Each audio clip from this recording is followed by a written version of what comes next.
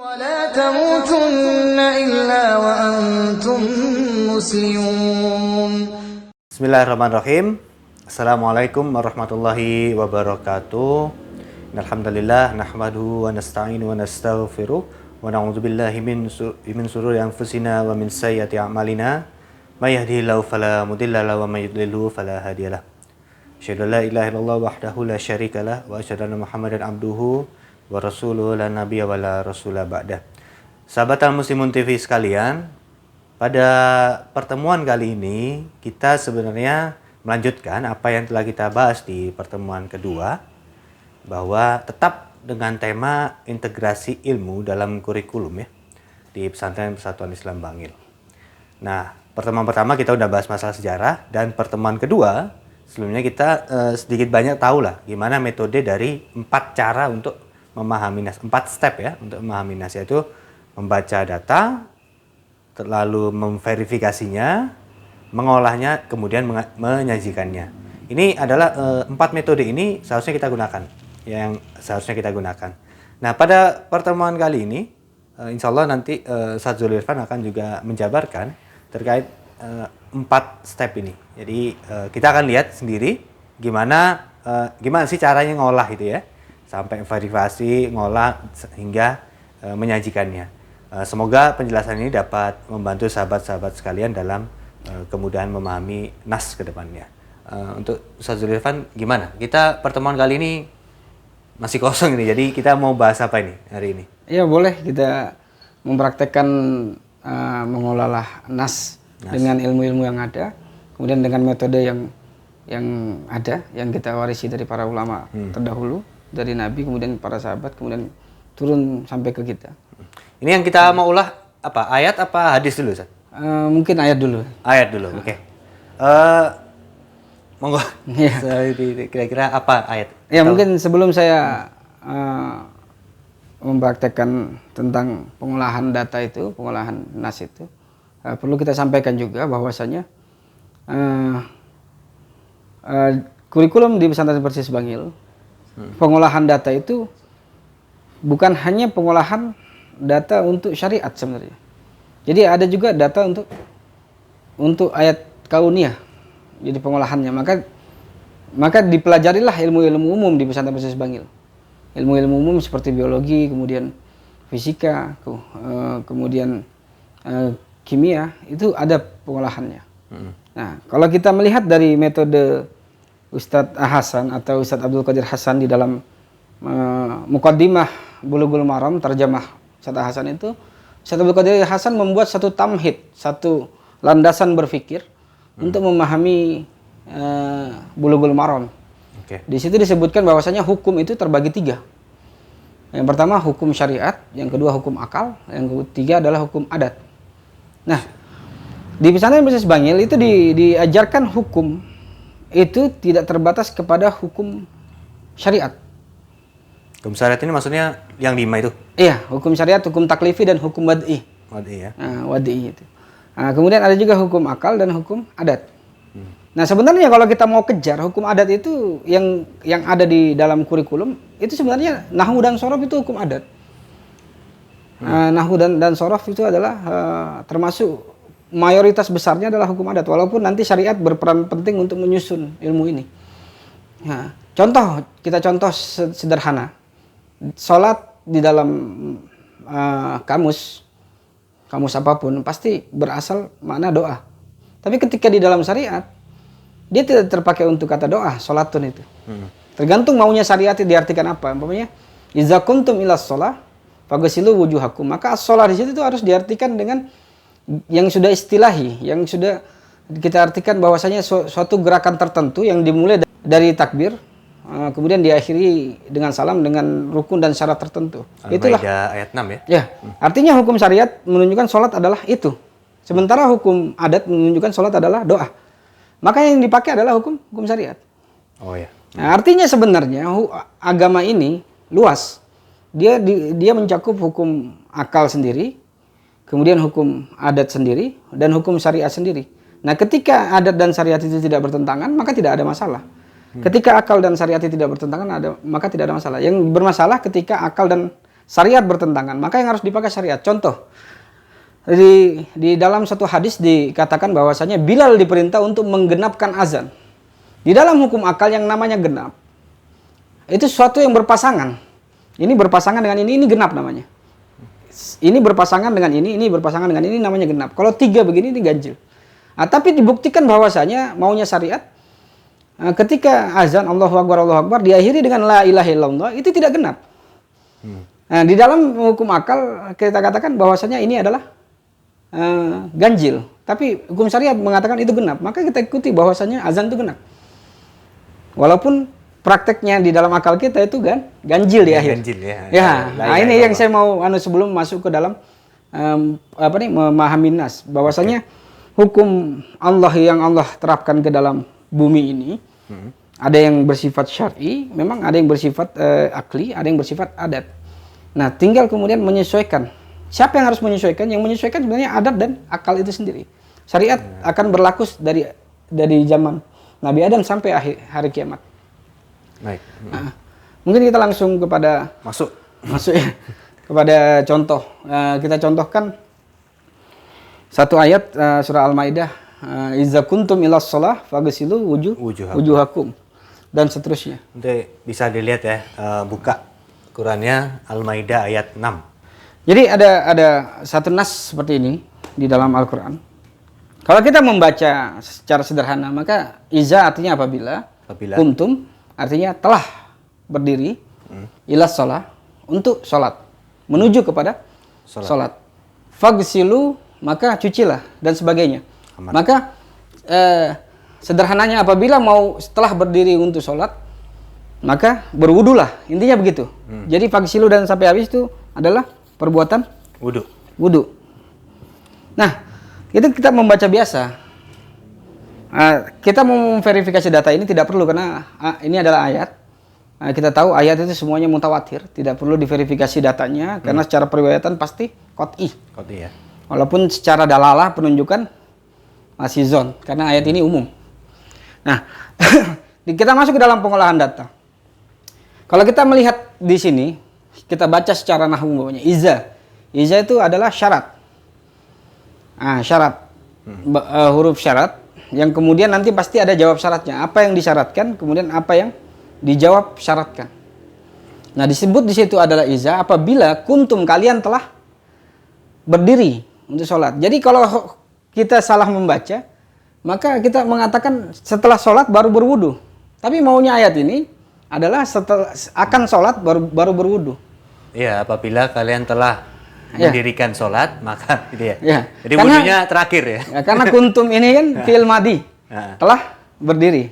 Nah, di dalam satu kaidah usul, bahwasanya apabila fi'il madi ini pekerjaan yang lampau bertemu dengan iza, maka maknanya adalah fi'il mudhari. Nah, jadi maka diartikan apabila kalian akan sholat, akan mendirikan sholat. Akan mendirikan sholat, barulah berwudu. Nah, itu salah satunya. Nah, kemudian saya mau membahas tentang kata-kata kuntum. Kuntum ini adalah fi'il, kata kerja. Kita tahu di dalam bahasa Arab, satu kata kerja umpamanya kuntum berasal dari kata koma yakumu. Koma yakumu. Maka koma itu di dalam bahasa Arab kalau ada fi'il seperti ini, maka dia punya makna. Maknanya berdiri kan? Berdiri, ya. Punya makna. Kemudian dia punya waktu. Telah. Kapan itu ya? Ya, dan yang terakhir dia punya domir. Oh ya, domir apa? Huwa ya. Ya. Kalau koma, kalau kuntum antum. Artinya kata fi'il di dalam bahasa Arab itu dia terikat dengan waktu dan domir. Kalau kita melihat di dalam kaidah usul fikih, bahwasanya fi'il itu tempatnya mutlak. Maka dikeluarkanlah satu kaidah al-af'al la umumalaha. Apa itu maksudnya? Jadi fi'il itu tidak memiliki keumuman baginya.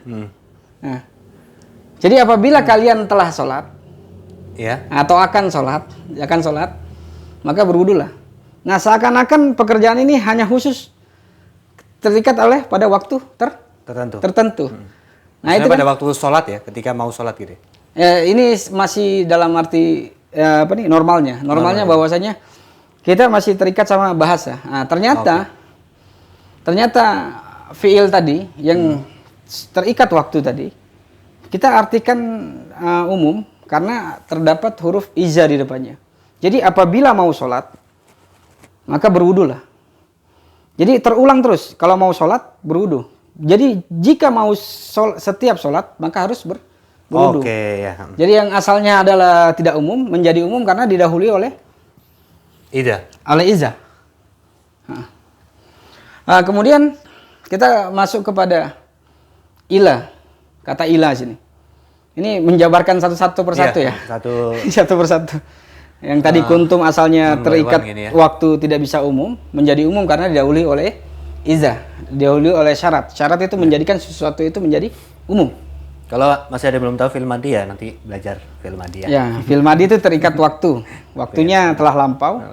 Tapi karena diberikan huruf syarat iza itu, maka jika berulang pekerjaan itu, maka syaratnya pun berulang. Nah, itu. Kita masuk di mana? Ila ya. Ya, tadi sudah iza kuntum, ya sekarang masuk di ilah. Nah, kuntum ilas sholah. Kuntum ilas sholah. Nah, kalau kita gunakan logika saja, ini ilmu logika pokoknya. Membaca ini ilmu logika. Apabila mau sholat, maka berwudulah. Berarti kalau kita mau sholat tahun depan berwudunya boleh sekarang. Ya? Harusnya. Harusnya. Kalau kita menggunakan logika saja kan? Iya. Kita mau sholat Jumat depan, maka berwudunya sekarang. Itu kalau kita gunakan logika. Tapi ayat ini sebenarnya menunjukkan kedekatan waktu. Dia menggunakan ilah. Ini. Iya. Ilah ya. Ilah. Ini artinya ke atau kepada ya? Asal artinya ke. Makanya digunakan fi'il madhi apabila kalian benar-benar mau sholat. Kan seakan-akan telah dikerjakan. Nah, fi'il madhi maksud di sini apabila kalian benar-benar mau menuju sholat. Jadi sudah dekat waktunya. Iya. Nah, maka berwudulah. Jadi ada kesungguhan pengen mendirikan sholat, sungguh-sungguh. Maka berwudulah. Maka digunakan kata ilah sini untuk menunjukkan kedekatan dari waktu. Artinya niatnya udah dekat ya? Ya, udah dekat. Niatnya. Nah, itu tadi. Makanya fungsi daripada digunakan fi'il madhi tadi itu seakan-akan telah dikerjakan itu sholatnya, padahal belum. Tapi maksudnya adalah sungguh-sungguh. Sungguh-sungguh mau mengerjakan pada sholat. Karena ada dua faktornya ya, iza ini jadi mudhari. Iya, jadi mudhari. Akhirnya ilahnya ini menunjukkan kesungguhan dekat. Iya, kesungguhan dekat dan menggunakan fi'il tadi, fi'il madhi. Nah, harusnya sebenarnya kalau normalnya iza takumu. Apabila kamu mau menuju sholat, iza takumu ila sholat. Pakai apa? Harusnya kalau kita hanya menggunakan kaidah bahasa berarti ini bukan fi'il madhi tapi fi'il mudhari ya. Karena menujunya ilah. Fi'il mudhari ya untuk sahabat sekalian ketahui itu fi'il kata kerja yang menunjukkan kepada sedang atau akan ya. Kalau fi'il madhi itu yang telah lampau ya. Kalau bahasa Inggrisnya ya past tense ya. Baik, gini Ustaz. Ini idza kuntum ila ini ya mungkin kita udah sedikit banyak tahu lah, paham dengan penjelasan yang barusan saya sampaikan. As-sholat ini gimana yang ini? Ya, jadi tadi kita sudah jelaskan bahwasanya ketika menggunakan fi'il madhi dan didahului oleh fi'il mudhari itu bermakna akan. Didahului oleh iza bermakna akan. Dan kenapa menggunakan fi'il madhi itu menunjukkan bahwasanya taukid bahwa betul-betul mau sholat. Nah, sekarang pembahasannya adalah as-sholah itu sendiri. As-sholah itu sendiri, ya, kita tahu bahwasanya as-sholah itu bermakna yang tadi kita pernah jelaskan bahwasanya bermakna ibadah, bermakna doa, bermakna sholawat, bermakna sholat itu sendiri. Nah, maunya syariat di sini adalah mana sholat, sebagaimana sudah dijelaskan di dalam tafsir ayat ini. Yang dimaksud adalah as-sholah itu adalah sholat takbir itu sendiri. Takbir sampai salam ya? Ya, takbir sampai salam. Bukan yang lain, pekerjaan yang lain lagi. Nah, di sini as-sholah di sini karena didahului oleh alif lam. Alif lam ini yang kita sebut dengan alif lam istighraqi atau lil jinsi. Alif lam yang masuk ke dalam isim yang punya jenis. Sholah itu kan punya jenis. Ada sholat maghrib, ada sholat isya, ada sholat yang lain-lain dan sebagainya. Maka isim alif lam itu masuk ke dalam isim yang berjenis. Ada juga alif lam yang tidak masuk kepada isim yang tidak berjenis. Contoh Makkah itu satu saja, tidak ada jenisnya. Maka tidak usah dikatakan Al-Makkah. Udah Makkah sih. Karena udah tahu ya kita. Iya, sudah tahu. Nah, fungsi daripada alif lam lil jinsi itu li ta'mim, untuk mengglobalkan, untuk menyatakan bahwasanya ini maknanya umum. Berarti semua jenis sholat. Sini maknanya umum. Nah, maka kalau kita ambil poinnya, apabila sungguh-sungguh ingin mendirikan semua jenis sholat apapun, mau sholat sunnah, sholat wajib, sholat maghrib, sholat isya, maghrib di waktu Jumat, maghrib di waktu Sabtu, sholat isya dan sebagainya, semua jenis sholat, maka jawabannya adalah faghsilu wujuhakum dan sebagainya yang kita sebut dengan wudu. Nah itu, saya kira itu ada syaratnya, ada jawab syaratnya. Oh ini faghsilu ini jawab syarat ini. Iya, fa-nya ini fa jawab. Fa jawab ya. Untuk jadi, daripada syarat yang diberikan oleh Iza. Iza memberikan syarat kalau mau berdiri untuk sholat, maka pekerjaannya adalah ini. Oke. Kalau dari artinya ya maka gitu ya. Iya, maka. Maka faghsilu wujuhakum, cucilah muka wajah kalian ya. Iya. Ini ada syarat dan jawab syarat gitu ya. Baik Ustadz, ini ayat Al-Maidah ayat 6 ini kiranya bisa jadi apa ya? Ya, ini contoh singkat ya. Contoh singkat ya. Nanti mungkin next kita bisa lebih ke Ustadz Abdul Qadir Hasan ya. Tapi nanti kita lihat ya gimana baiknya pertemuan kedepannya. Ya nanti sahabat Tamu TV sekalian nanti ya cek aja di di channel kita atau di berita-berita yang tersebar gitulah ya. Jadi terkait dengan kelanjutan dari pembahasan kita kali ini. Ini mungkin Ustadz saya cukupkan sini ya. Ya. Saya tambahin sedikit ya. Oke. Contoh seperti makna faghsilu. Tadi diartikan oleh saudara Ustadz Adnin, itu cucilah. Nah, padahal ghasalah itu maunya menggosok. Jadi betul-betul digosok wajah itu. Bukan dicuci. Bukan dicuci seperti disiram saja. Kan makanya nanti ada kata masaha ya. Yamsahu ada lafadz ghasalah, itu maksudnya itu kita menggunakan sorof. Ilmu dasar itu. Ya, baik, itu saja dari apa yang dapat kami sampaikan. Semoga penjelasan singkat ini dapat sedikit banyak memberikan pemahaman ya, bahwa memang untuk memahami syariat itu ada jalurnya, nggak susah, tapi bukan hal yang sepele gitu ya, bukan hal suatu yang gampang-gampang untuk itu ya. Tapi ada kaidahnya dan itu bisa step by step untuk dipelajari. Ini penjelasan singkat ini setidaknya semoga memberikan manfaat buat sahabat sekalian, buat kita semua, dan apa yang telah disampaikan Ustaz Zulkifli ini semoga dapat dipahami ya, sekalipun kalaupun ada yang susah ya itu normal, ada yang susah dipahami karena itu mungkin satu pertama atau murojaahnya masih lama belum murojaah ya. Saya tutup ya. Assalamualaikum warahmatullahi wabarakatuh. Waalaikumsalam. ولا تموتن إلا وأنتم مسلمون